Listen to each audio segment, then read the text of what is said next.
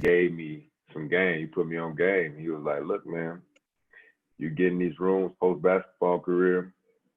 He said, "Just gotta kind of keep your voice quiet until there's somebody that's open to hear what you gotta say." Pretty much what he was saying is, damn near, you're gonna come in with a lot of answers, but a lot of people ain't open to hear them until the bridge started to collapse.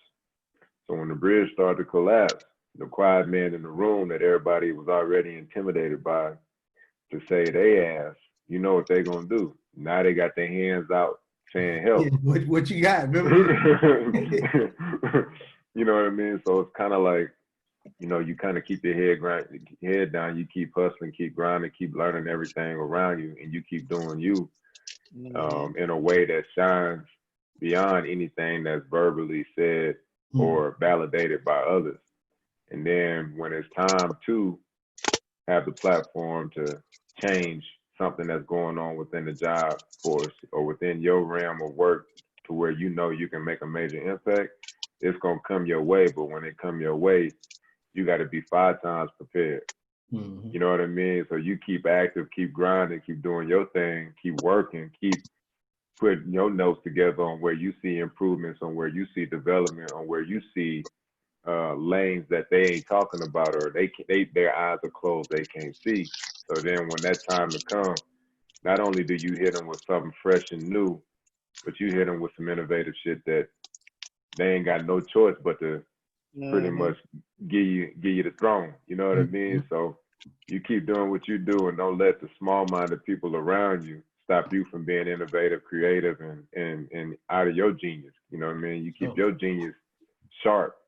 You know what I'm saying? You keep your genius sharp, because when it's time, it's gonna be time, and you're gonna be able to perform on a level that they wasn't even expecting. Already. Real spill. Nah, need that for sure, man. like, cause that's how I feel, but definitely need to hear it, man. Cause we want to do that, man. Yeah, Cheeks, so you keep doing your work. Big Truth. What's the deal? Yes, sir. Chilling. Yeah, we just got on here chopping it up, man. How everything going out there in the city, man? You know, Man, same old, man. Like shit on our side, like it seemed like everything really finna like open back up, like yeah. yeah, they lifting a lot of the restrictions or whatever. You mean I was going to my mom's house the other day at like 4. I hit traffic, I feel like, like it ain't seem like nothing was shut down. What that Baybrook was looking like. It's kind of tricky. It's kind of I looked over there. The parking lots was a little like they was like half full. You know what I'm saying? Like, still, like boy, there's still some smart guys out there. Yeah, and I was talking like, people been arguing about what they think they're gonna do with sports and school next year and all that. I'm like, it's different everywhere. And like I'm science minded, so like I don't mean to downplay it or whatever, but just like talking to people around here, like there hasn't visibly been enough sick people to keep people in their cribs. Like, how people, how human nature is, you know what I'm saying? Like, so like people around here, like they getting back out there for sure. Yeah, if you don't see it, if a lot of people don't see it, like physically. Yeah, you know what I'm saying? Like, probably like, man, I'm finna hit the scene. Yeah, man. Shit, I rolled through the hood the other day, like on Sunnyside, and like I was dropping something off at my assistant coach house crib. He lived like right in Fifth Ward. Yeah, it's still jumping on the block. You know what I'm saying? Niggas is out everywhere, bro. Like, you know what I'm saying? Like, niggas won't worry about it. Oh yeah, this is money time. You know what I'm saying? Yeah. What you mean? Ain't no real ain't no people, ain't no traction. Like, man, come on, man. Them trap houses jumping right now. Right? Hey, jumping. And not only that, they got more corporate people coming to the hood looking for goods, because they got their own mental issues from all this shit that's going on. So look, hey, now they can hit the trap in the daytime. Like, I know, right? So that's real. Like, I ain't gotta go to work. I'm finna pull up by 2. Right. For real. Right. Lunch break, pull up on ball. You traveling, you like, man, help that. I might just keep my mask on, boy. Yeah. Government traffic mask.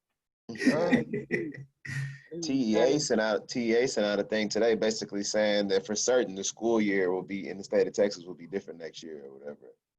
Yeah, Like they didn't have anything specific or whatever. They're just basically saying, you can expect something to not be normal or, dates to be different or hours to be different or like all kind of shit. Now, what's interesting, with in your field right now, because you affiliated with the league. Yeah. Hard part is players are spread out all over across the country. So, for instance, you got players that play for the Jazz that their main crib is L.A., New York, North Carolina. So what's happening is they opening up practice facilities right now. They hitting up players like, hey, we about to start these workouts. Players is like, shit, what you mean? I ain't trying to get that Rona. I'm staying at the house. So you got some personalities that are still like, nah, bro, you can't force me to come. Because then here's where the NBA is looking at liabilities. They like, well, shit, if we open this thing back up and we force a player against his will to come and practice and that somebody gets sick and die, now what type of legal lawsuits we got? Yeah. So it's going to have to be a separate agreement, a separate contract. Like, look, man, you under your own risk.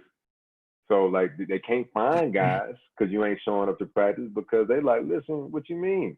Yeah. Why you going to force me to be face-to-face encounter with somebody? And like, look, there's no barriers or no limits to what can happen. Yeah. So there's so many people that saying like, man, there's players right now. Utah Jazz trying to get players here. Boy, Jordan Clarkson was like, shit, I ain't coming back to Utah. What you mean? And my ass right out here in California. So what you think, Bryce, you think that they gonna really lose this NBA season? You don't think they're gonna get no action out of it? You think it's a wrap? I don't know. I think it's gonna really be hard to get players to buy back in. You know what I mean? Like, because it's been so long. It's been too long. These niggas out of shape and shit. Damn. Big smoke. Yeah. Niggas been smoking, drinking. Niggas that gained 20, 30. I saw Zion talking on the interview the other day. The nigga look fat as hell. Yeah. Hey, he bad body type. That's anyway, what I'm saying. But seriously though, so what clause or what can you get guys to sign off on to say, yeah, bro, we just about to jump back in this thing? Hell no. Yeah. You can't do that. You ain't gonna be able to do that, bro. I hope they can figure it out. And then the last thing they was talking about, and they showed a little bit on the news, they're talking about having these little pods to where it's like a couple locations and like six teams or whatever in these locations. They talking about quarantining these dudes in the hotels for 30 days. Yeah. Like before they even start hooping, who gonna do that?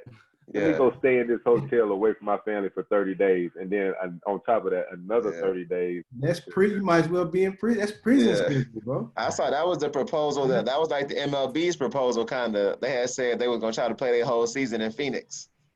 Like we'll fly every team out here, like you know what I'm saying, make everybody stay in hotels and like that was what they were talking about.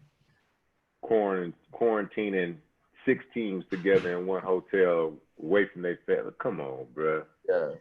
Ain't nobody doing that. And then you see, if you quarantine, that mean for 60 days, it's just you in your hotel room. You ain't going out. You ain't smoke. You ain't bringing nothing in. You ain't eat. You just sitting in your room, probably going to work out like it was prison. The niggas be hurt. Can't see their family. Can't get on no hoes. Niggas can't do that. Niggas be going crazy, boy.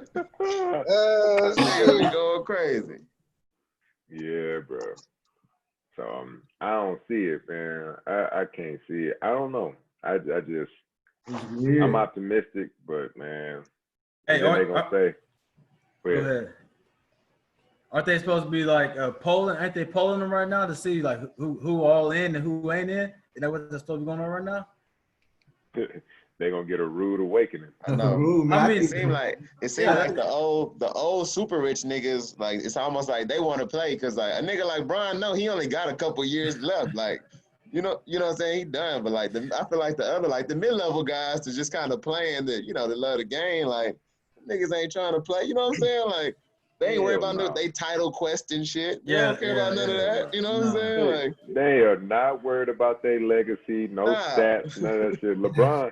LeBron, shoot, 2 weeks in, I was talking to Jared Dudley. He was like, shit, LeBron, 2 weeks into the coronavirus thing, when they shut everything down, say he was trying to do like an underground practice 4 days a week, 4 days a week. Yeah, that boy trying to stay in shape. He was trying to like get a location, like, you know, and just do everything secretly. Boy, LeBron got care package in LA. LeBron, with his trainers, shipped yoga mats, weights, jump ropes, all these things to everybody's homes. Boy, LeBron was structuring Zoom workouts, boy. Yeah. I was like 1-2 weeks in, he said, LeBron ain't messing around, bro. He's trying to play right now. He trying to legacy on the line. Yeah, right. He chasing Jordan and shit. He ain't got time for no corona. And say the Lakers mess up their free agency this summer. Yeah. He got a title chance this year. So he like, look, man, this is my legacy right now. Yeah. You know what I'm saying? AD could be gone, right? Yeah. That's not given. You know it too. Yeah. Especially with this, really Corona throw off everything, because then it'd be like, hold on, man. I could go to New York if they just like I could, you know what I mean? You could be thinking about something different, like, or it might change your whole mind frame, man. Maybe I don't want to go to the big city now. Like, everybody going to small cities. Yeah, because it's a bang for your buck, bro. Because like I even know when you was telling me how LA is, I can only imagine it's a big difference from playing for the Lakers or playing for the Grizzlies, bro. Like Grizzlies, the money, whatever you buying in the Grizzlies, gonna probably be 5-10 times bigger for that, like than the price you pay for something in New York and LA. For sure. Rockets should never have a bad sporting team ever. Yeah. Teams in Florida should never have a bad sporting team ever. Because there's no state income tax. The way these boys be eating off the contracts with no state income tax, they all can claim residency in those states and be killing it. So that's why New York, Toronto, you know, LA, they gotta pay the bigger salaries just so it can even be close to an even playing field. Yeah. But Houston and all them other guys, they be trying to sell that, boy, free agency. Like, look, we'll give you $10 million. You go over there and take $10 million to New York. This is what you're really gonna be eating, you know. Everything that. That's real. That is wild. Yeah, we out until indefinite to the end of the month for sure. They send a little thing. No, not back in the office till at least June, sometime in June. So, you know, man, ain't no rush to get back, man. It should be no rush to get back. Hey, I just seen what Twitter CEO said, bro. Y'all can work from home forever. I saw that. Like, we're never going back to the office. That nigga like we paying rent for no reason. I'm selling the building back. I'm selling the building. That's gonna backfire though. Yeah, I can see that. I see two things. I see two things. Some industries might have to go that route, because if you competing and then your competitor, basically now the competitor paying less for overhead, plus they offer employee flexibility. It's gonna be something where like you're gonna have to make some type of decision one way or the other, and like you said, it could backfire. I think it will, man. I think people think right now, you know, people job hungry, so they trying to do whatever they can to actually stay committed to their job, the ones that are allowed to work from home. But I think once this thing open back up and life resumes the way it can, and you talking about employees working from home, boy, that efficiency rate gonna drop. It's gonna drop. They gonna have. We need y'all boys back in the office, man. Like, hey, boy. We need to see what y'all doing. Yeah, boy. Hey, some jobs, some guys can do that. You know what I mean? But when you talk about a bunch of people working from home, and look, they gonna have their wife looking at them crazy. You know, like, look, man, what you doing on that computer? Yeah, damn it. Then they'll tell them, hey, you need to take your ass to an office somewhere. You know what I mean? Like, kids looking at them crazy. Like, look. Yeah, I think I think the main thing is like most of the research says like ideally like like flexibility is better. It's like working in the office full time and working at home full time is like never the ideal environment. Like Yeah, you gotta people that be are happier, they can come into the office when they need to. They can not be in the office when they need to. Like having real balance. Like people normally like actually, and that's like maximum. That's like the motherfuckers at Google and shit do at the cool ass job. You know what I'm saying? Like got to be in the office sometime. You know what I'm saying? You need to work from home. It's not a big deal. You know what I'm saying? Like that kind of that's dope. Yeah, I think max value is having the option to work from home or come up here and work if you need a little space. Yeah. I like that. Definitely with that. I mean, personally, I'm less efficient at home. Yeah, definitely. I mean, You know me. especially you got kids you gotta take care of. My wife, right? She at work right now, so she been working like all week. You know what I mean? Like just from 6 to 6. So it's like me. I gotta get my schoolwork done. I'm lackadaisical on that. Just What they got it's rough. y'all doing? Oh man, we gotta be like we pretty much on call. It's like answering emails all the time. They got like little meetings every other day, type stuff with the kids, with my school kids, whatever. And I got my own kids got school every day. Yeah. But like, I mean, with them, they can knock it out in the first 3 days and be done for the rest of the week though. I've been having them get after it, so it ain't too bad, but you can hit chill bow for sure. Yeah. Al, y'all had any layoffs? They haven't had any layoffs with the Grizzlies yet. That's good. I think they've been real. I think Robert Perry, the owner, he had came out early and said he's gonna try to stay away from it. I think I really feel like they gotta be. It doesn't make any sense to me for anybody for them to be doing layoffs. I'm like, y'all been eating way too long off the city, off everybody, to be laying people off over. The thing, even they had said they may not be.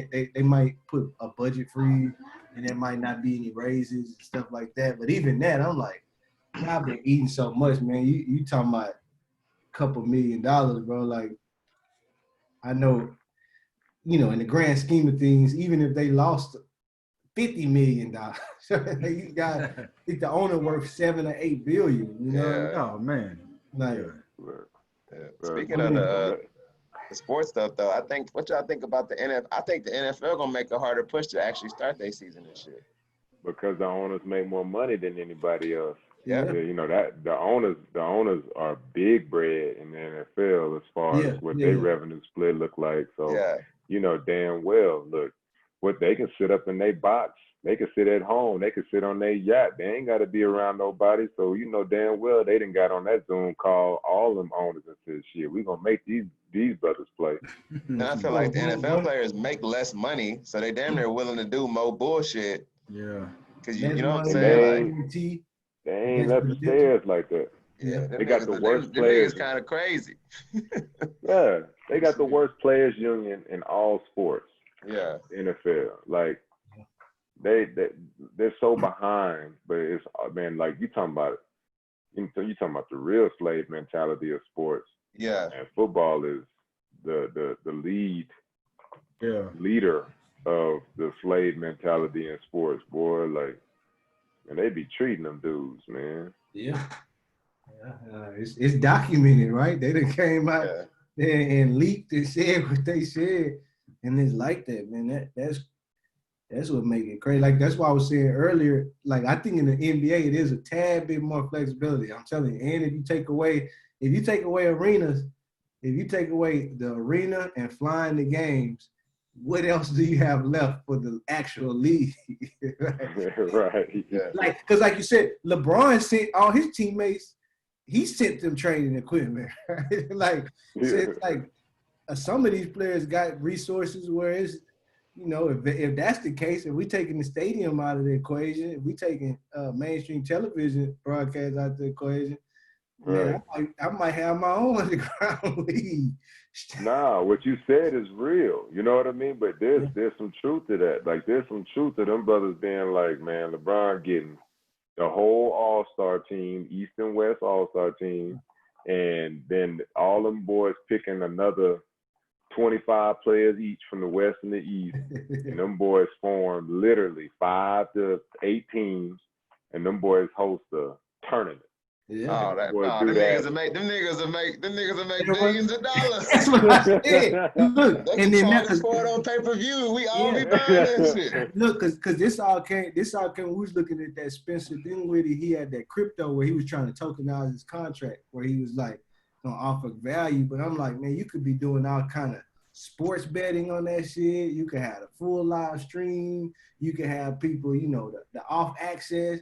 They damn me streaming at Drake Court. They can have Travis Scott them performing at halftime. Man, they probably do that one time. That should have probably blow the ratings from any game ever. They probably blow all that stuff out the water.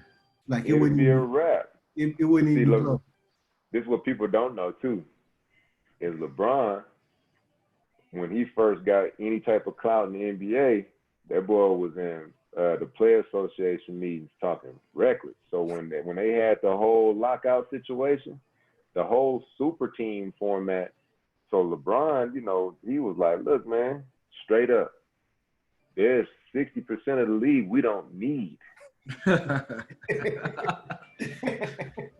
He really feels this way.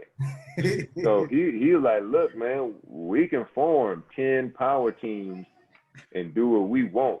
He already been thinking like that. Like LeBron. So he about to start his own league, boy. This man start his own league.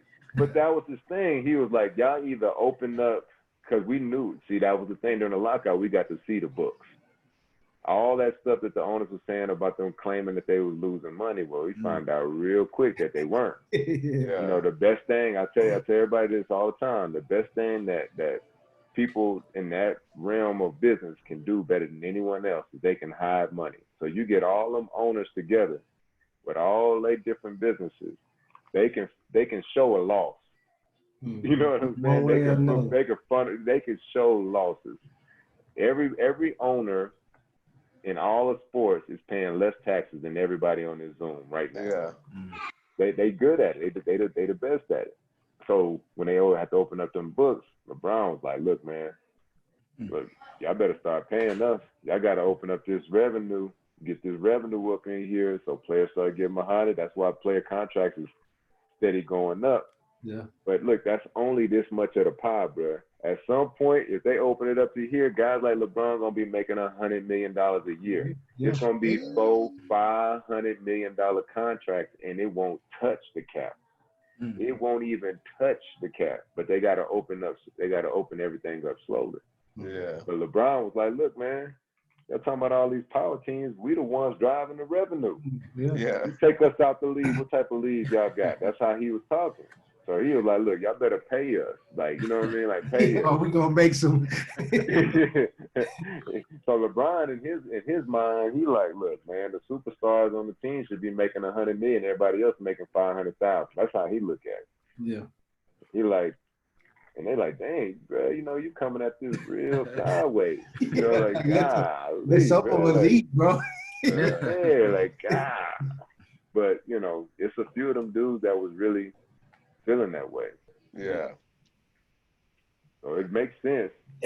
Yeah, because like you got to think everybody want to draw in on their value, right? Ownership want to say, hey, we own the team, we want max value. Yeah. LeBron saying, I'm actually the reason. When LeBron came to Memphis, the last 3 times have been the 3 highest games they ever made in the history of the Grizzlies was the last 3 times LeBron came to town. So from LeBron, he like, I want max value for my name too. Like they didn't come to see Doug. Yeah. But which is I don't know the best. You know, like at the same time, it's almost like you said, it's almost like a 3-division thing, right? Ownership, superstars, and the other players, right? Like how should the pie be split? I mean, it's hard to even have the right answer, you know? Yeah. I was watching the NFL players talking about adding that 17th game, and, you know, like, the vets are like, hell no, like, Tom Brady don't want to play another game. But the 100 man on the roster that make an $80,000 check to play, that nigga like, hell yeah, nigga, I'll play 25 games. Yeah, nigga, add a preseason game and a regular season game. You know what I'm saying? Like, niggas that really make bread, like, nigga, fuck another game. You know what I'm saying? Like, yeah. But on the flip side, you know, them dudes was like, look, man, without us, y'all can't practice. Yeah. I'm making y'all better. You know what I mean? I know I'm a practice dummy, but look, I'm there. still part of, Yeah. I'm here. Yeah. Like, look, I need some of that. I know LeBron, you know, you want to get this, you know, these super teams, you want them to be really real, but shit, at some point y'all gonna need somebody else in them games. Yeah. You know, y'all gonna need somebody else in there. Gonna need some subs for sure. Well, you're gonna need to fill out the different teams. It's almost like just if that player side was if that came together and it was like, okay, I understand. We're gonna take this on some of this ownership side. A lot of this ownership side gonna get cut out, and we're gonna just redistribute everything towards the players. The format is there. The format is what I mean is say if every NBA player merged with Ice Cube right now. Yeah. Turn the Big Three into a 5-on-5 league. The format is there. For sure. Or say if all the NBA players got together, or the top 200 got together in some conference, they sat down and talked like, look, man, look, we're going to all own our own teams. We're going to all own our own league. You know what I mean? We can find gyms to play. You know what I'm saying? Yeah. And we just become our own league. Man, you know how powerful that is, bro? Yeah. The whole reason why the NIT was even formed, like these other tournaments was even formed, was so there was a lot of coaches that were against the revenue split of the NCAA. Mm-hmm. College basketball, the NCAA tournament, like, bruh, like it's a joke. Like in football, there's no NCAA tournament. They are all held by individual sponsors. Like you got you got the Sugar Bowl, the this bowl, the that bowl. That's so they breaking bread. Yeah, it's not an NCAA tournament. You know, the NCAA, like that's the biggest scam there is. Yeah. The biggest scam there is the NCAA tournament. Like, man, there's so many things like that in that sports world that's just backwards, dog. Yeah, no, I agree. Like I said, just even being a tad bit close, seeing different things, is just like, I don't know. Like I said, even right now, like I feel like owners got to be. I feel like there are some scared owners, and like if there, most owners I feel like are smart, and there is writing on the wall where they have to see like, damn, if the wrong thing happened or these guys really get together, it's a wrap for us. It's a wrap. It's like if I promise, if there's no arena, if there's no fans, I don't see why players would need the league. It'll be hard. Like LeBron could be having his open run and filming it, and we niggas would be paying. He could sell that shit to CBS for $100 billion. Hey, bro, they don't even have to say, like, it wouldn't even be CBS. It would be Amazon, or it'd be a partnership with Apple, or it'd be where he might have. But they mess around and start their own production. Have your own platform, bro. Cut out everybody. Yeah, like cut out the middleman. LeBron got a lot. He got a lot on in Hollywood and shit, huh? He'll just start putting it out himself. That boy get with math. He already got production. He'll just get with math and be like, hey, we're gonna start this and we're gonna do that. Man, think about that. I'm telling you, I seen the picture of Drake gym at his crib and all the different. But we might do a players home gym streaming series with like right. one team. He gonna take his team. They gonna go play the Toronto team, Drake team at Drake house. Then they gonna come back and play, in Brooklyn somewhere at this house, and it's gonna be streamed. You don't pay. It'd be an organized Rucker Park. Yeah. It'll be Drake's team and Jay-Z's team and he boys be collabing with all types of people. Yeah. The ratings of that might be out the roof though. Yeah. Because really, if you think the league probably would want to do that, but they have to balance I think old rules, right? And like different regulations that are already there with the team. I feel like you take that out, but still have the superstar players, man, you might get all kind of like that might be crazy. Like even people who normally wouldn't watch it because they might feel like it's not kind of cool enough, right? Like it's too structured. So now you got everybody tapped in. Yeah, Adam Silver know it. That's why he's trying to change he gotta know. It's it's getting tight. Yeah, Dean, we were just saying, man, if the players all came together, man, they probably could form their whole own league. Man. Yeah. You know, arenas of fans. That's the only thing. That's the only big expenditure, right? Is arena and fan. That's the only thing having arenas. That's the only big expenditure that a billionaire owner would have over the players right now, I think. Yeah. And the need to be able to fly the whole team to multiple cities across the country. I think outside of that, you kind of like everything else. I don't know. A lot of stuff getting a little accessible these days. Yeah. Dean, you situated? Man, not quite, bro. I'm at my in-laws right now. We were able to move down to Louisiana, so I guess we're gonna be here for a couple of months and then ship over to Houston. So what's up, man? We did a little 2 weeks 2 weeks of quarantine, and then came on and stayed with the in-laws. So it's good. Traveling man. Boy, when I tell you, man, that trip was a beat. Man, one day it rained the entire day, like, in a U-Haul, bro. Yeah. It had no recliner. Rough. No recliner. Oh man. Shit, where you stopped at on the way down? Shit, DC and Chattanooga, Tennessee. So originally I was gonna go through like Atlanta, but I was like, nah, that's probably not best route because of it's the pandemic. Probably want to go to like lower populated cities. Yeah. So yeah, we did that.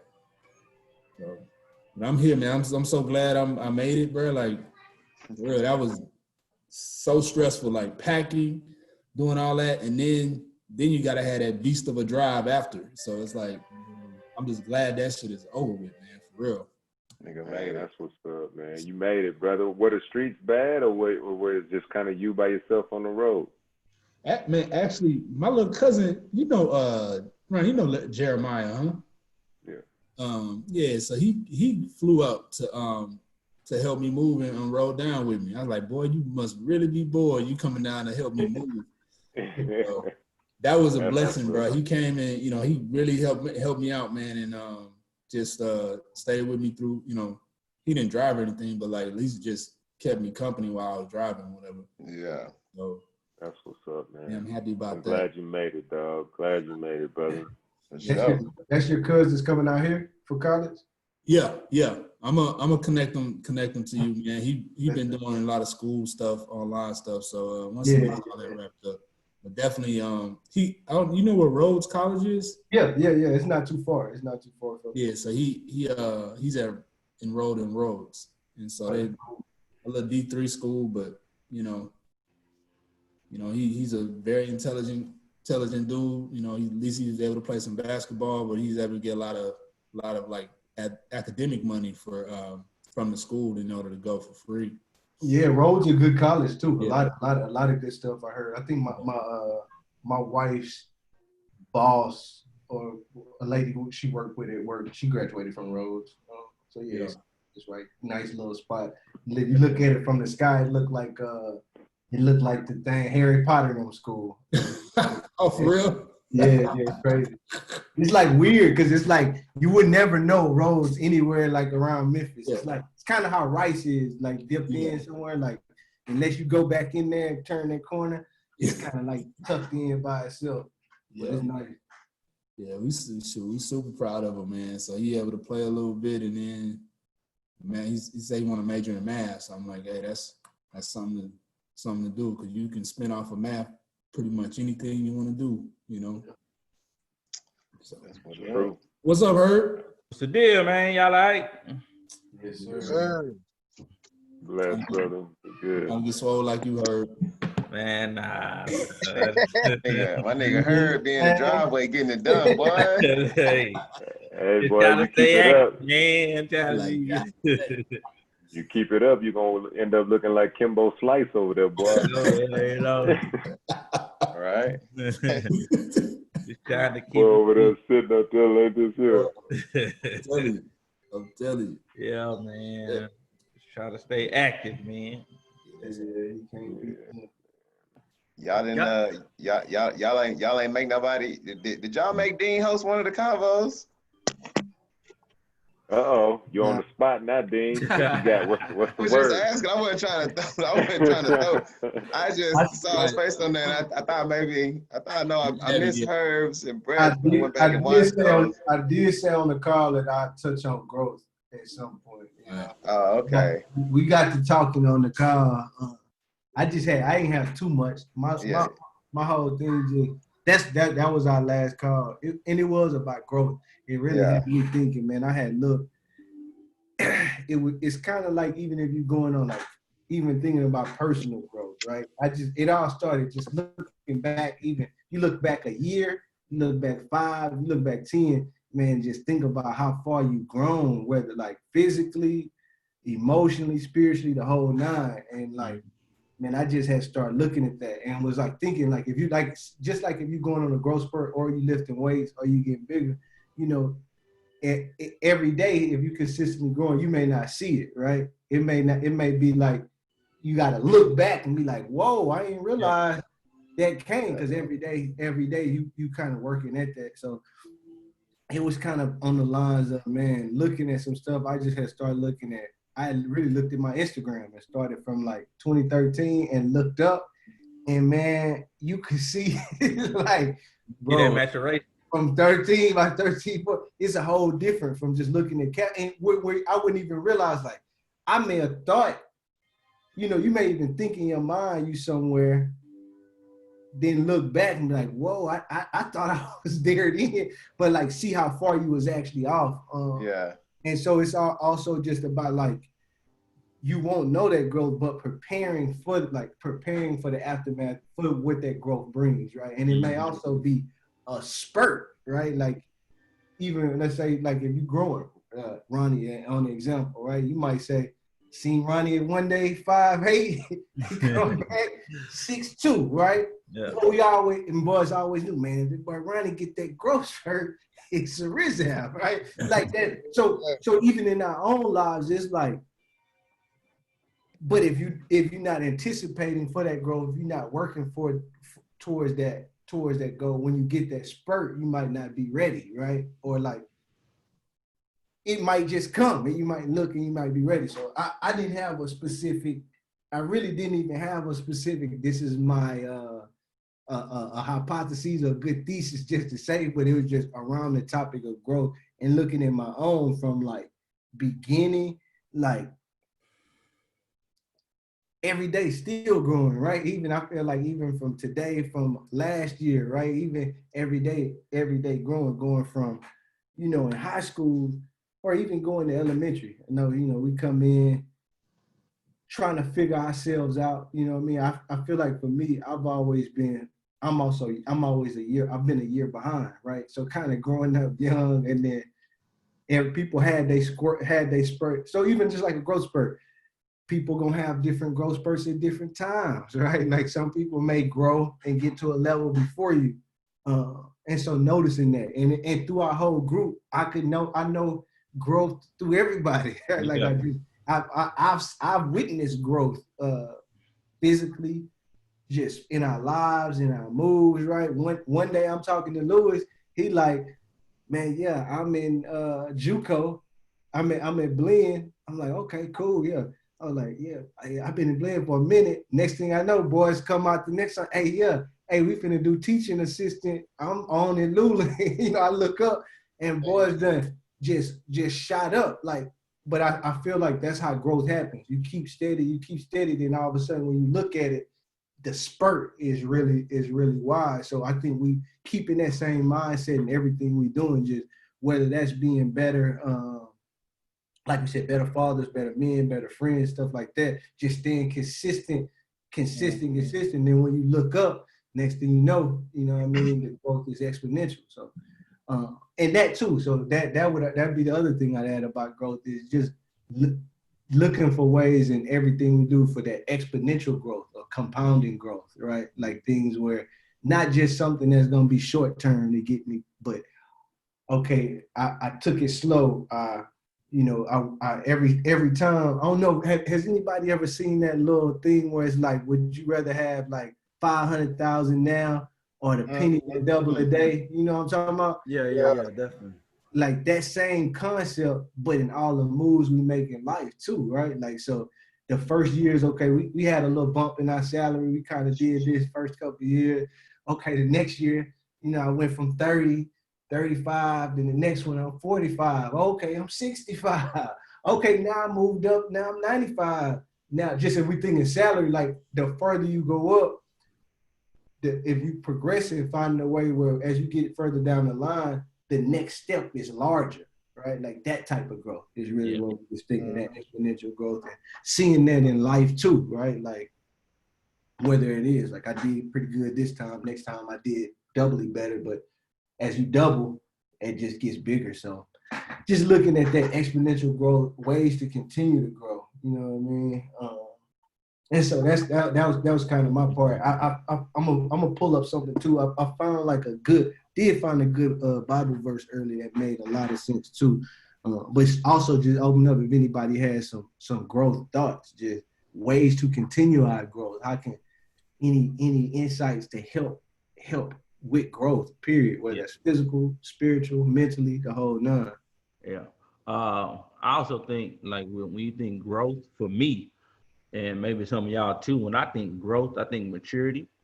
I think the as you start to mature in different aspects of life, that's how you can show growth as well. I mean, that's with anything, with your work ethic, with how you work, with your kids, your family. I think the more you mature and you start to put, those childish things away, per se, cliche, put those childish things away, and that's spiritual. But as you mature, you grow. You know what I mean? So that's how I go about life and about everything. The more I mature, because I look like you said, Al, you look back on your Instagram all the way back down, or you get on Facebook when you get some of the memories you have, and you look at yourself and you like, who the heck was that? Like I don't even know that guy, and I actually said this. You know what I mean? Or I was doing this at the time. So I think growth comes with maturity. Because I'm a firm believer of once you start to grow and mature, you're gonna lose some people along the way, right?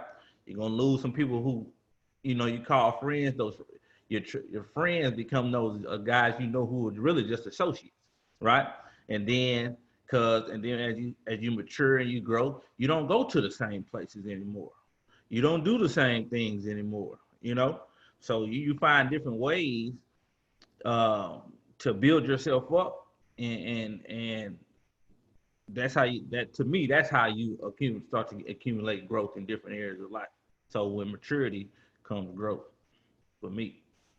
Yeah, I found this verse, man. I think it's Hebrews 6:1. Therefore, let us move beyond the elementary teachings about Christ and be taken forward to maturity, not laying again the foundation of repentance from acts that lead to death and of faith in God. The thing that I got from that is like taking it to the next level. Like when I saw where it was just like, let us move beyond just the basics and move on to maturity. And I think that also is that's a big piece of growth. And I think an analogy that come to mind is like in weightlifting, if we just did 10 push-ups every day, we're gonna be steady. But if we did 10 more than we did the day before every day, we're gonna see growth, right? So if we just are at the basic foundation of, man, just do your 10 every day. We know that already. Like you can't do the same things and grow. Like even if it's doing the same exact thing and it's a right thing at that time, if you did that over and over and over, at some point it's not growth. So I think the part of maturity is kind of taking that foundation and going deep, like taking it to the boundary. Let's dig deeper into this. Mm-hmm. Okay, we understand. Okay, being a father, I want to be a great father. So I got to do this. But what if something else happens? You know what I mean? Or how can I prepare and be better than I was before? Whatever that is, I feel like that touched me. Where it's like, in growth, you can't do the same thing, because at one point that same thing was what you needed, but over time now you need to do something different to continue your growth, right? And I seen that, man. It's like, for me, I was really in a struggle. My thing is, we are like high school. What was we about? Me, man. We on our whole, we trying to do our thing. We being foolish, right? Super foolish, whatever it is, because that was like, no matter, it was some of his immaturity, some of his everything I think anybody pretty much does, especially at that age, is like trying to find your way, trying to find yourself. That's the niche that, okay, if you feel positive, if you get some type of positive, whether you're doing something bad or whatever it is, if that's where you find comfort, like, people gonna go to that, right? So if it's I got in trouble or you the class clown, that's what got you that type of attention, you're gonna double down on being the class clown. If it's you messing with chicks, that's kind of the little thing, unless you have something that's pulling you to a positive direction or some other alternatives, it's gonna be whatever you see that is giving you some type of attention or feeling of self, you're gonna go towards until you find something different or grow or mature and get to something different. So then going up, right? That school, this and that. I say I'm going to Prairie View. You know what I mean? I'm finna switch up the whole game. I was already getting in trouble in high school. I'm going to PV. Gil going to PV. He was cum laude. I'm following Gil. I'm cum laude. You know what I'm saying? I'm going to Prairie View. I'm cool. Herb going. I'm going. We're cum laude. I'm finna be buttoned up. I'm finna be khakis. I'm finna be all A's. I'm not doing none of that foolish stuff. Get to Prairie View. Gil got Black and Mild grill on, Speedy Gonzalez shorts. So, hey, plan A's out the window. They won, right? They won out the window. I just said I'm going to college, following Gil to class. They won. I show up. He got the grill. He hanging with Justin Cooper. Yeah. Somebody did. You know what I'm saying? So that quickly said, man, I need to find out what I don't now. I had a plan. That plan's out the window. Do I go back to being what I said I was now? You know what I mean? Who do I follow now? What do I do now? Right? So, that whole process of being in Prairie View was growth, right? Because I had to now find out deeper, who am I? Yeah. Who in the hell am I? Right? Like, who, that's really the question. Like, at around this age, I'm 17 years old on college campus. Niggas is fighting. The dude I thought was cum laude, he's here. He's doing this. Car getting broken into. Some people blowing big. Hey, I thought I was gonna be cool in Kenneth Cole. Everybody looked like Nelly. I can't wear what I'm wearing. I messed all my school clothes money spent on something else. You know what I'm saying? And this is how I'm thinking at the time. So go through college, man. And Herb, no, bro. In college, literally Herb, no. I told a lot of people this story before, bro. I literally fought a dude who was considered Golden Gloves. I saw this man knock out this a week before, and I still feel like this had to be some type of divine thing. The week before, this man was like an ultimate terror on campus, bro. Like for a whole week, I saw him at the Omega party. It's like an Omega party. I'm in a car in front of Omega House. He calls out the whole Omega party. Whole frame. Bring all y'all bitch ass out. Somebody fight me, right? They don't even want to come out. Somebody come out. He dropped that boy in their yard. He dropped the dude. The dude hit my door. Like the dude he dropped hits the door. I'm in a car. I'm like, man, this dude Clifford crazy. Go to the lunchroom, same thing. He punking boy at the lunchroom, go somewhere. That's all you hearing. I'm in a smoke session. Right before this, Clifford, Golden Gloves. For like 30 minutes, I'm hearing some cats from Dallas like, Clifford, Golden Gloves, man. He telling me his whole backstory. Look out the window, bunch of people coming out, bunch of people coming from the thing like a big fight. Go watch the fight. He called out somebody on the football team. Next thing I know, I'm tussling with this dude. He might be 5'9", 220. Right? I'm 5'6", 150. Like, tussle with this dude, man. Ain't nothing nice about it, right? So that made me think, man, I want to be out of here. Like, I want to go. I didn't, but it was like, I'm only saying that because it's like those trying times at Prairie View, it was like growth. Like, I had to, like, whether I had to tussle this dude, it just made me think, you know what I mean? Like, after that came, I was like, man, I got to do it. If anything, it's just about me. I can't worry about what other people think, and I can't worry about. I'm out here by myself.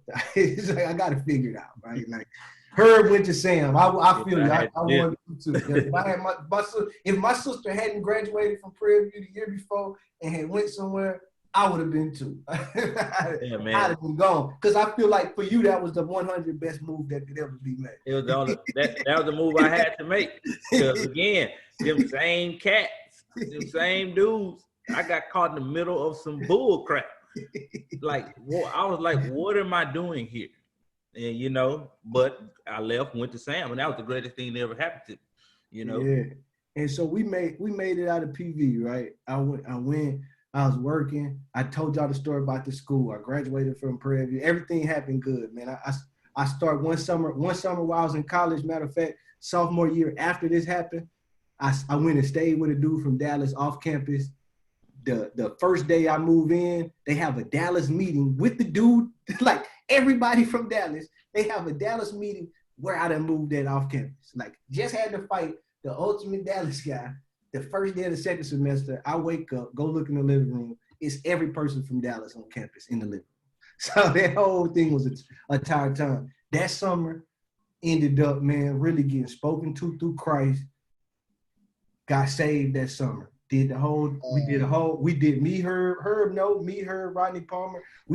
I did the little rec squad camp. We had camps in my church doing video, really doing photos, did the whole camp. This is like 2003. And that was like a pivotal point of growth for me, right? That's the first time when I really realized like what's going on, like had a sense of had a better sense of my purpose. Of course, I always wanted to, head records, music, that stuff started in high school. Y'all know, like that was really a true vision for what I had. Like that's what I felt like I was getting pushed divinely to try to do something with music and head records and that. Like that's what my mission was. And I think when I got set that summer, it was like, okay, I got a better idea. That kind of that got me through college, right? That got me turned around. Like next thing I know, I come back the next semester. I done linked up Shanice them. I'm going to their house doing homework. I'm staying on campus. I'm doing out it was total 360. 5 days of Lambda. I pledged groove. Everything going right. Get out of college. It's going good. Go do the stuff at school. I work at the school. I learned that. I learned my bumps and bruises with the earring. That whole story I told y'all. Growth, right? I had to learn it. Went to the job. Worked for my uncle. Came back to the crib. Got caught up with some grass, man. Would have been out of there. Would have been out of there with grass. I was gonna be teaching. Really, I was gonna I just worked the whole school year at a teaching gig. Was about to get teaching certificate. Start working. Got caught with grass. Grace of God, come outside. Heard mom, hey, I heard you looking for a job. I go work it. She put me on which was a thing where it's like seeing growth. That made me reflect growth too, because I know. As a kid, I just went, I feel like I could see my own growth. Like, man, we able to work together. I'm able to, really want to present myself as like a working person, like a positive person, right? Like, I felt like growing up, maybe I didn't have that. I didn't give that off, right? That was a sign of, man, I see some growth in you, and being able to work there was a blessing. And that also helped me grow professionally for every job I've had since. I've used that that's been an integral foundation, that entire experience working in service everywhere. And even going through their growth opportunities, being able to take a position like that where it started off where, hey, we got something for you later, but if you start here in the call center, it'll work out. Sign me up. I'm ready to go. I'll start Monday. You know what I mean? That was my attitude. I talked to him on Friday. I think I really did interview like the next week. But being there, I started there. Then all of a sudden, I got a little bit more. Then I got an office. Then they like, okay, you move from the little cubicle to office. I was able to witness career growth in that opportunity, right? Like that happened for me. Like, and I went from even there looking at pictures. I seen a picture. I had the longest freaking polo you could wear, the longest freaking shorts in the history of mankind. I'm pulling up at work. I looked at a picture. I'm like, bro, I cannot believe I pulled up to work one day with the longest shorts on in history. but it was like, I'm still you trying. thought you were professional, though. You thought you looked professional, though. That's all that matters. My shirt had a collar. Collar, khakis, belt. Probably some loafers, you know what I mean? Probably, So all of that, man. And so just learn, grow through that, man. And then just look, man. I had just looked and thought about that, man. Just seeing how far, like each step, man, that came from a long way to get from there to, okay, I'm working there. And then having a thing there where I had the opportunity while I was there, white man had came about this software we was using. And at first, I hadn't been in no meetings. He brought me in one meeting and he was like, they was like, Albert, come in here. I came in there. I started telling him stuff to do. I seen him look, and he was like, hey, have you been trained on this before? I was like, nah, but I never seen this. He was like, man, let's go out to eat. He tried to do some type of, he pitched something to me like, man, I'm going to try to get you signed on with us, but then sign that in the deal with Service Everywhere so they'll like pay for your training. But then after that project, you'll just be working for us. So that just made me like, man, I need to go into tech professionally. Like I'm like, man, if a dude could come in and tell me this, I need to double down and go into tech, right? Like I need to be in the web. I did that. Like I ended up leaving Service Everywhere, going to hang out with Nick for like a few weeks. Like I went to New York. Gabrielle was out there. Nick was out there. So I just hanging with Nick. That changed again. Another sense of growth. I go out there, these boys, everybody on Wall Street, rollies on dresser, big horse polos. I'm like, bro, I done came from, okay, I'm getting a little money here at this job, I'm doing this.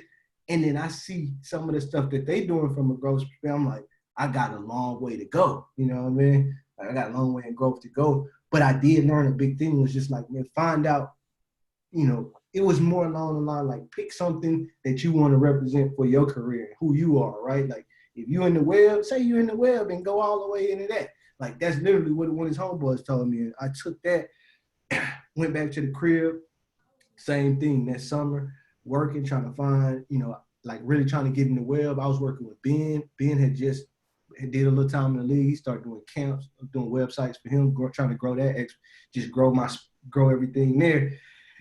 And just, man, like it just continued down that line, man, got to music. I'm literally looking back at like a couple years, you know what I mean? Like got to 2011, start having a little spot by Clearbrook with the office space, thought I was at one point. Got to Austin, and that was another big growth spurt, right? And it's like I'm only seeing this looking back, right? And each one is like been like a different, right? Like I feel like I'm looking at myself like, man, that's a different stage. That's a different stage. And then even moving to here, right? It's been like a whole process of just growth and looking back. We're like looking at some of the things that were important as I'm getting now, married, babies here, like that, like 3 years ago, that wasn't even considered, right? Like it wasn't like that wasn't close. Like right now, it's a different person than that was in regards to growth. Like it really is. Like I'm looking back, just the things I value, whether that was, I spent a lot of time in the music stuff, like whether it's working with Doe, whether we was out of town, whether it was in the studio, whether we was doing that, and I think it was all great. And it's just weird now with growth, where some of that is like, man, some of that stuff it's just not as important as it once was. You know what I mean? Like, and I think that just has to be with growth, with different maturity, your priority shift, or some things become more things that you want to focus on. But that's kind of where I've been, man. I've been like, I feel like it's been a lot of different stuff where I've been wanting to grow, trying to push for growth, and just looking back. And I think in all of our lives, if we just look back and see, the different people that helped us through growth, the different decisions we make that help us with growth,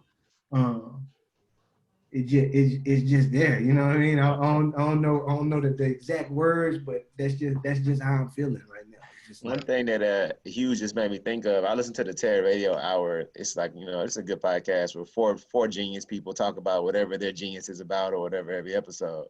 And one of the guys studies brains and like how we think, right? And one of the points he was trying to make in the last episode was we're really good at looking back, like Hughes is doing, and understanding all the places we've been and how our thought processes have changed over time, right? But what humans are really bad at is estimating that they're going to be different in the future. Like we have a tendency to think we have arrived at the place we're getting to. And that kind of really struck me, you know what I'm saying? Because he did a study where he interviewed people when they were like 45, like 30, 45, and then like 60. And it was kind of laughable. And you're not talking about like projecting like what job you're going to think, you're going to have in 15 years. You're talking about like, what are you going to value? Like, who are you going to be at the core? Like, what are the things you're going to think are important? And that's just something that kind of Hughes made me think about that. Like, as important it is to look back, we have a tendency to underestimate how much we're still going to change moving forward. Yeah. So, you know what I'm saying? So I definitely try to make an active, effort in my personal life, not to be like, oh, I figured something out. You know what I'm saying? Like, and that's like, he used the fitness analogy earlier. It's like kind of why I've become like totally addicted to yoga. Cause like I went to a yoga class one time and I was like, man, like I'm literally the worst person at this. And that was like interesting to me. You see what I'm saying? So now I've been practicing every day for like 2 years. And like my friends see me and they're like, damn, you cold day yoga. And I'm like, in my mind, I'm thinking like, no, like every yoga chick on the planet is still better than me. Like I could practice for 20 years and not reach mastery. You know what I'm saying? It's kind of like trying to like take that into every level of my personal life. You know what I'm saying? Like it's all just practice to try to get as masterful as possible. Like, like working to get out to that unreachable place. Yeah, great point. Chief. Yeah. Like what you said and what Al said is spot on.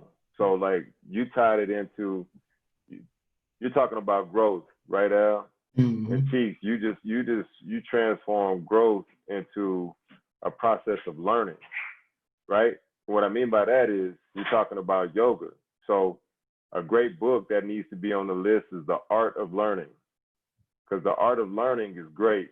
It's about the best chess player in the world, Bobby Fischer. Chasing Bobby Fischer. You ever heard of Bobby Fischer? Yeah, that movie, right? He was the greatest chess player ever as a kid, right?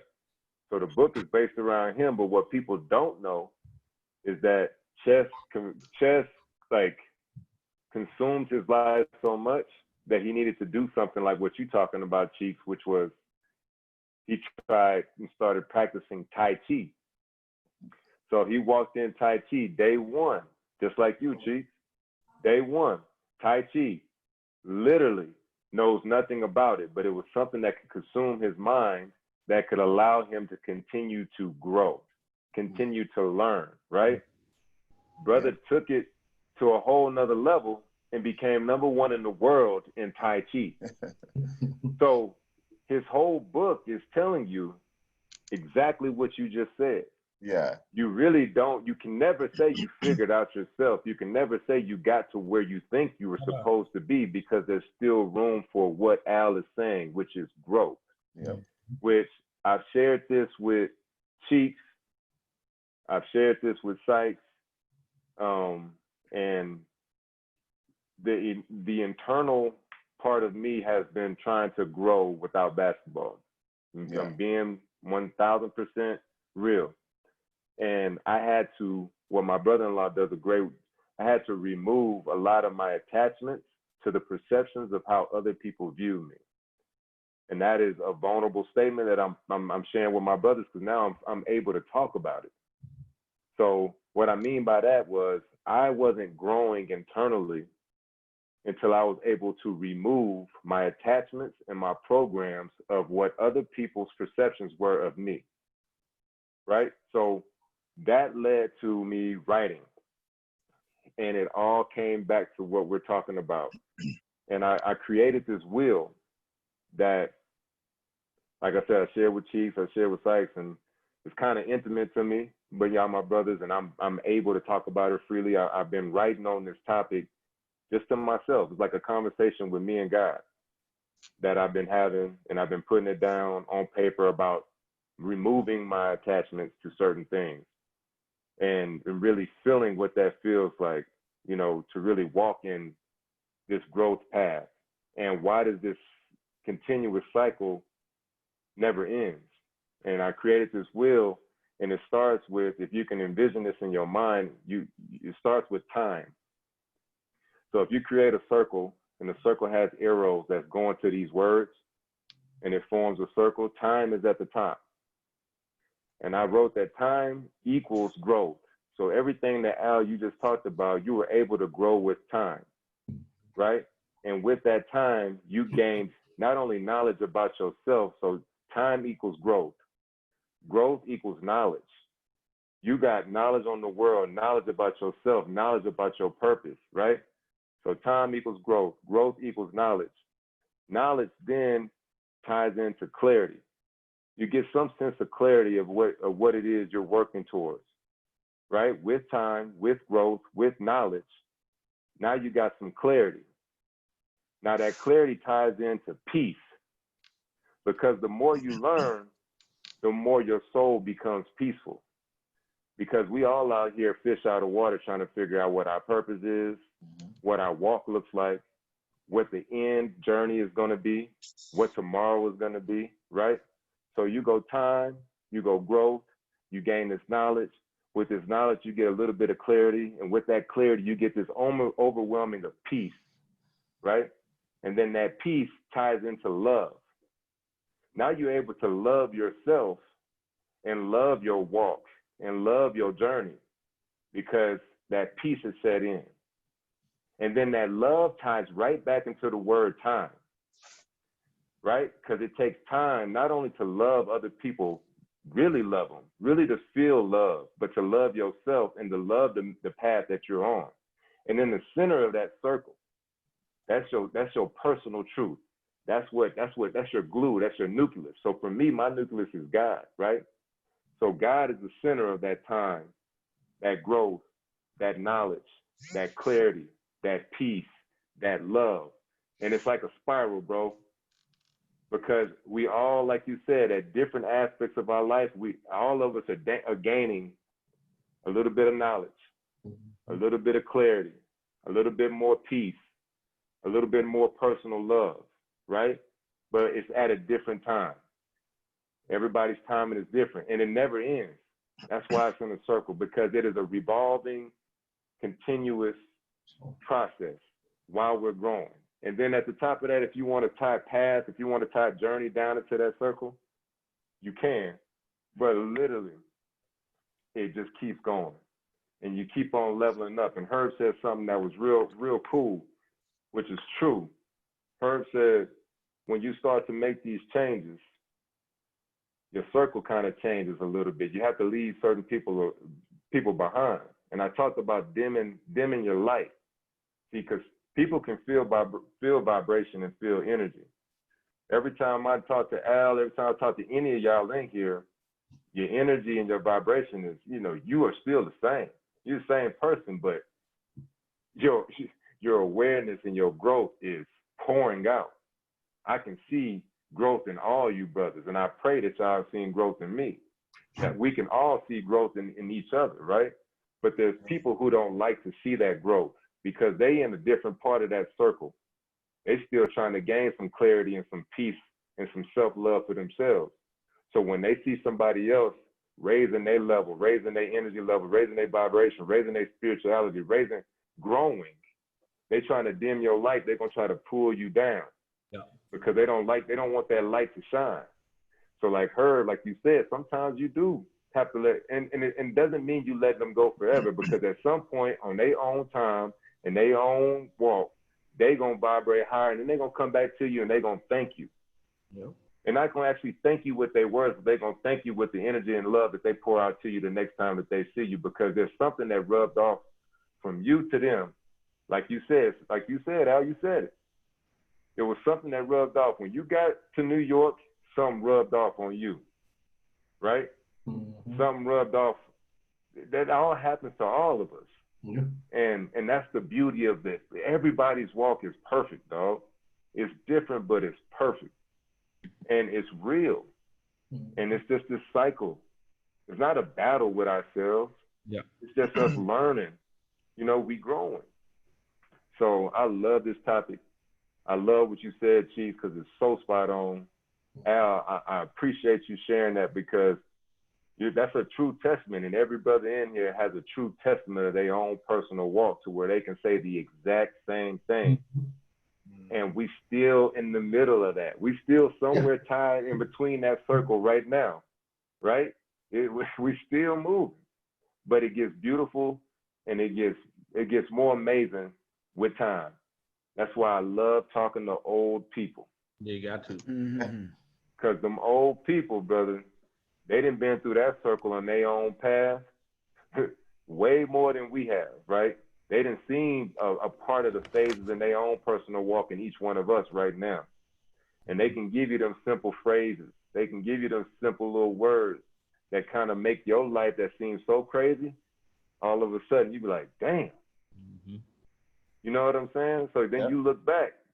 So the Art of Learning, though, is a good book because it just shows you, man, that we are very capable of doing whatever we put our mind to, but we got to start from the fundamental. The fundamentals of him learning Tai Chi is the fundamentals of us growing. Because the fundamentals, we got to break down the fundamentals of ourselves. You got to break down the fundamentals of the man in the mirror. Sometimes you gotta check your ego. You know what I'm saying? Because we some prideful individuals, but as men, we've been taught to be a certain way. That's a program, and that's an attachment to what we've been taught. That's a perception that someone has taught us that we have to be a certain way. We can't show certain emotions. We can't do certain things. You know what I'm saying? But once you start really removing that stuff and actually feeling your soul, feeling the spirit that's within you, then you really start to expand and really start to grow. So I really appreciate, man. Look, I can go on. Like this has been something that I've literally, my conversation with God myself, literally almost every single day since removing myself from the game of basketball and the perception of how other people view me. How do I view myself? It's way more important than how others view me. Right. And that's been hard. I'm gonna keep it real. It's been hard, dog. It's been some battles, and I have breakthroughs. Sometimes I have these relapses. I get into social atmospheres, and I feel like I got to be a certain way, and then I go back, I write, and then I clear that shit out. I remove that attachment. Yeah, it's good. So it's a process, dog. Yeah. A lot of that is, I mean, for me, I can say fear. Like the fear of, like you get comfortable with who you are at that particular point in time. And then you taking that next step is like, you're gonna have to go through some discomfort. And a lot of times I go back and forth with myself because I would like, oh no, you can't do that. Or you know, like, oh no, you know, oh, they can do that, but the reason you can't do it because blah, blah, blah.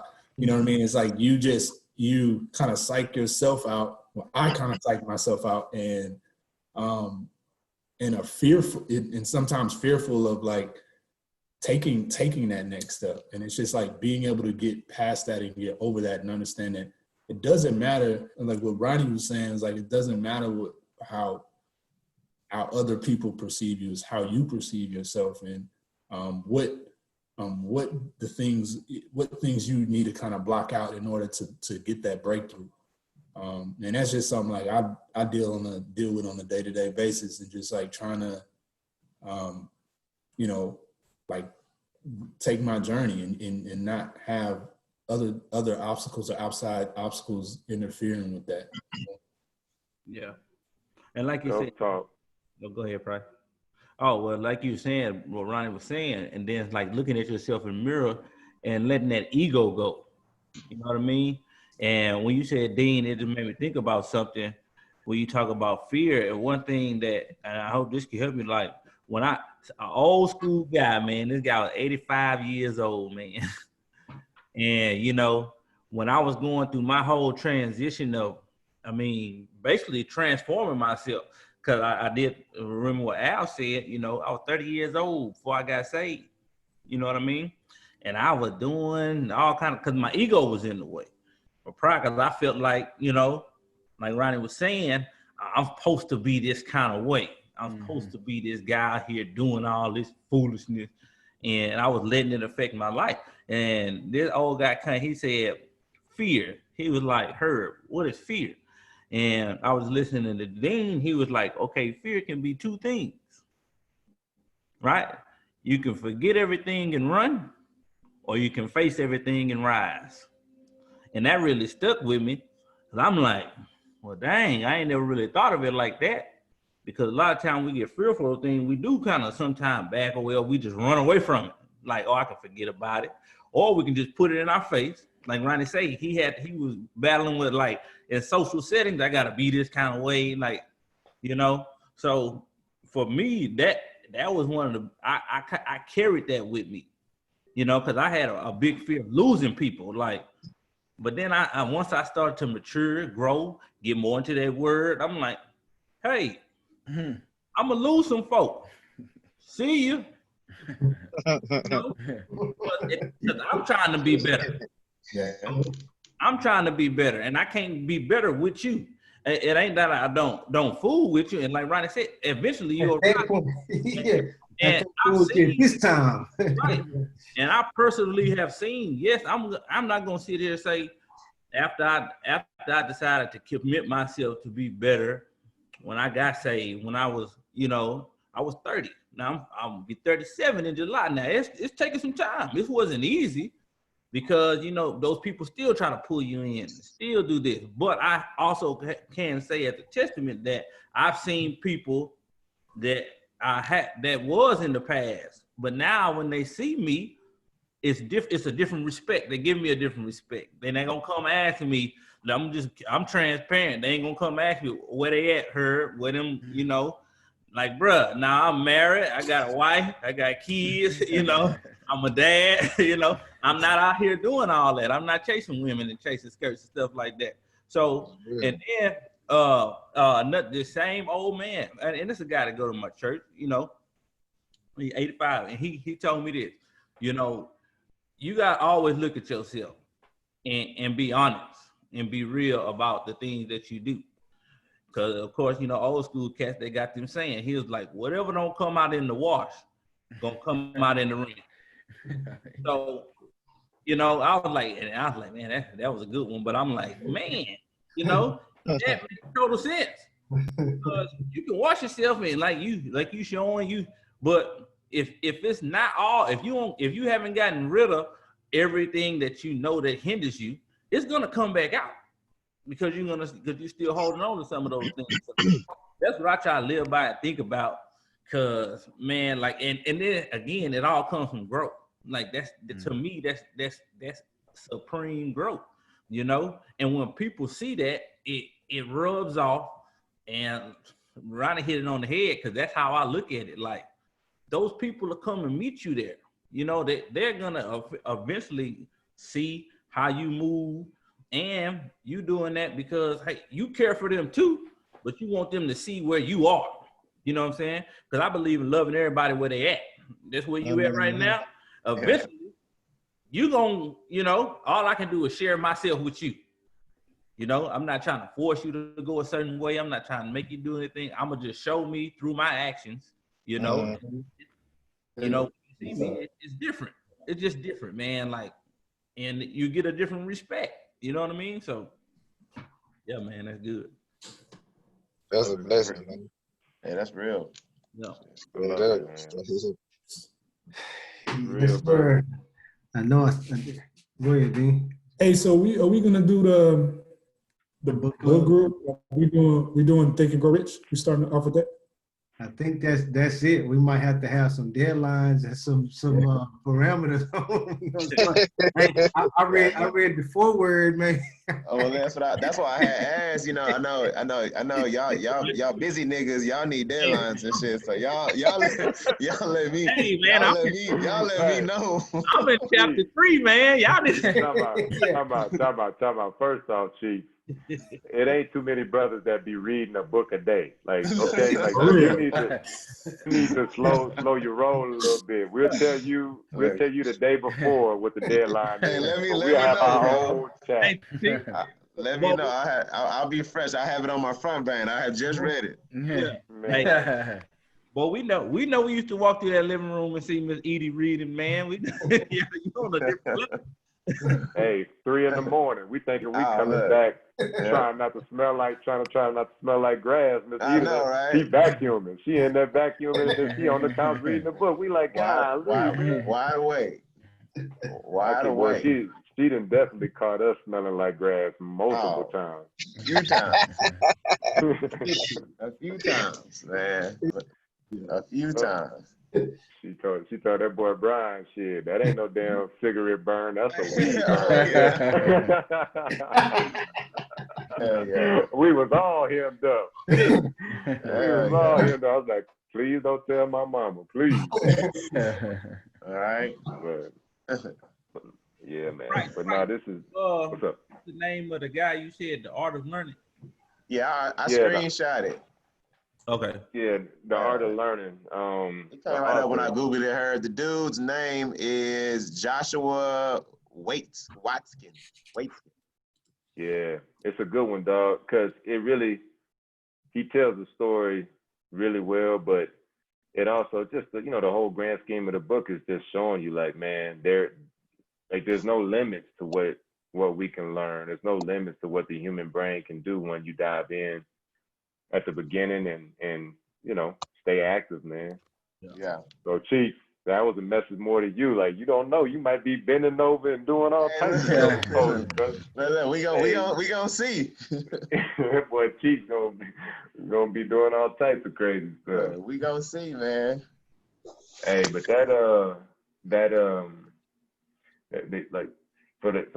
that self-talk, Dean, like, fear is huge. So I don't know if you can see that pain behind me, but that pain behind me, I really got that because of fear, to remind me that I may think I'm this big, but faith, you know what I mean? My faith, I'm not by myself. You know what I'm saying? Like, like, I'm covered.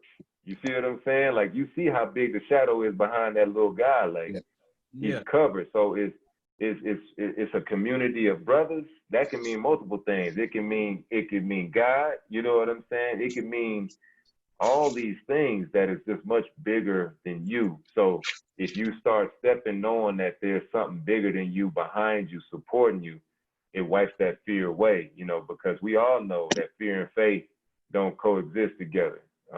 There's no such thing as faith and fear. Like, it's just, they don't work together. So we all battle it, I face fear every day.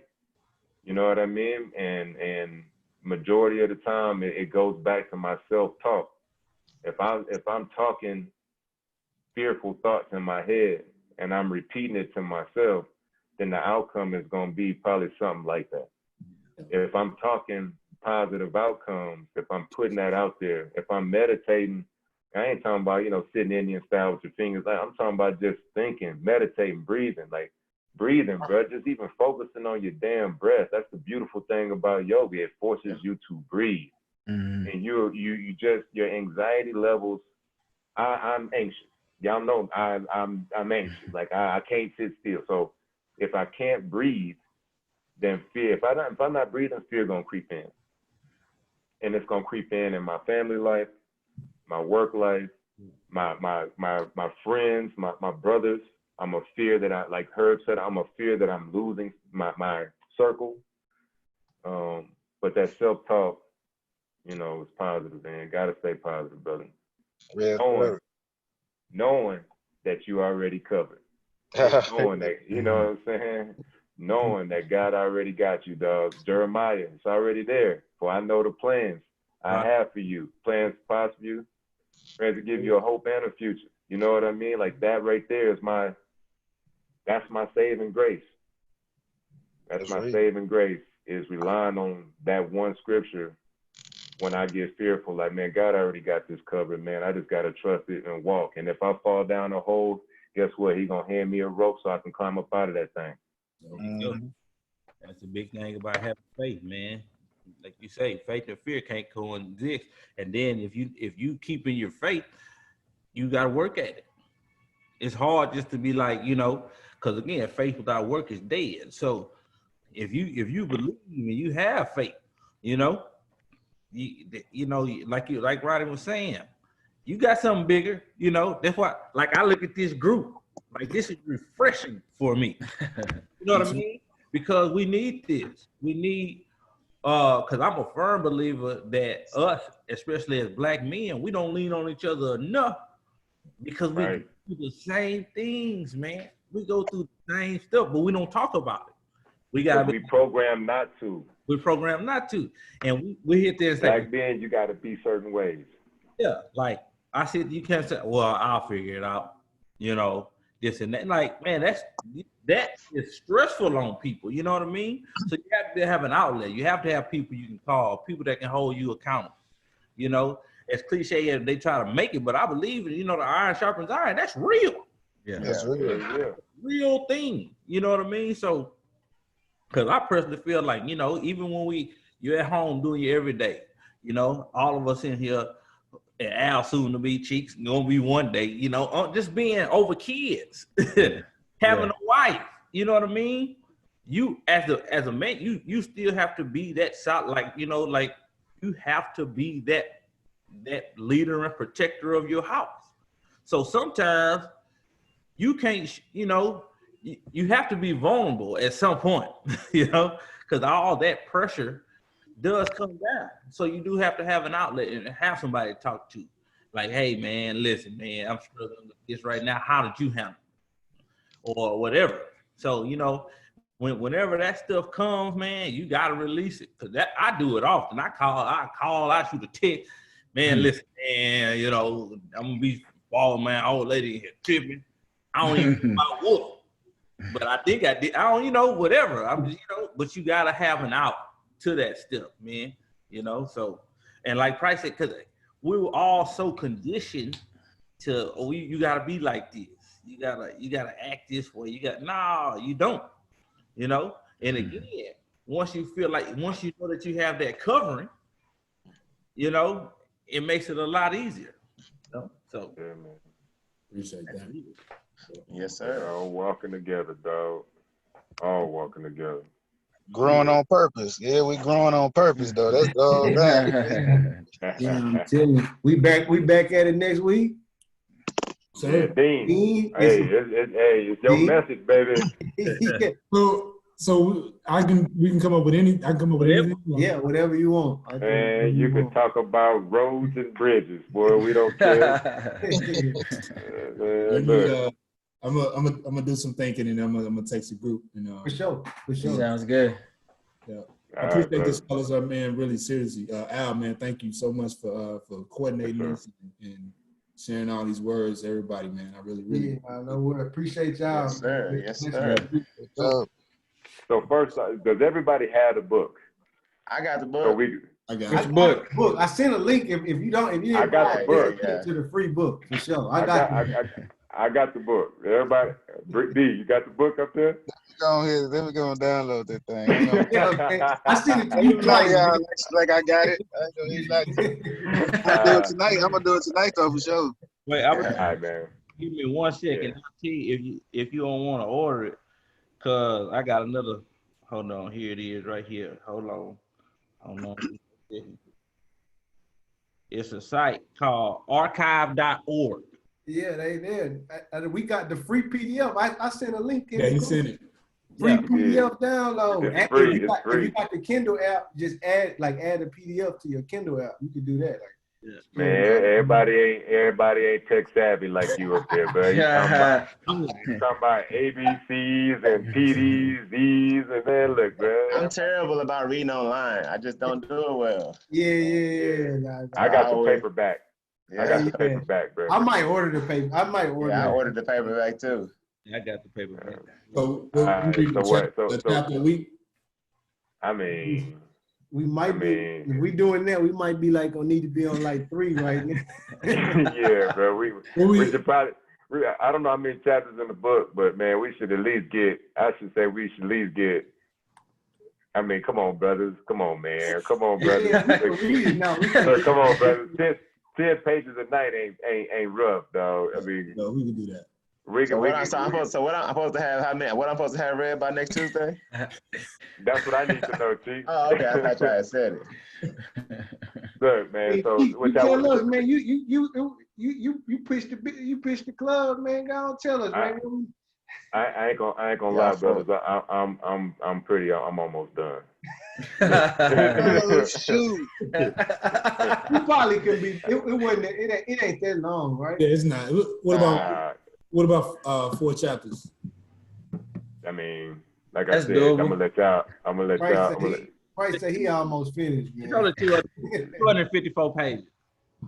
Yeah, man. So I'm kind of far along. How many pages is it total? 254. Oh. 254. It's up to y'all, man. You know, y'all know I ain't got nothing to do.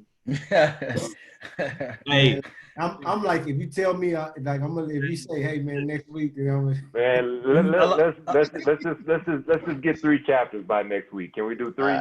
Yeah, three's good. That's fair, bro. That's all I want. All right, that's fair. Like, you know what I mean. Next Tuesday, you know what I'm saying. That give brothers a chance to, you know what I mean. If you want to knock out 20, 30 pages, then you miss a couple days, you know, knock out another 10 pages.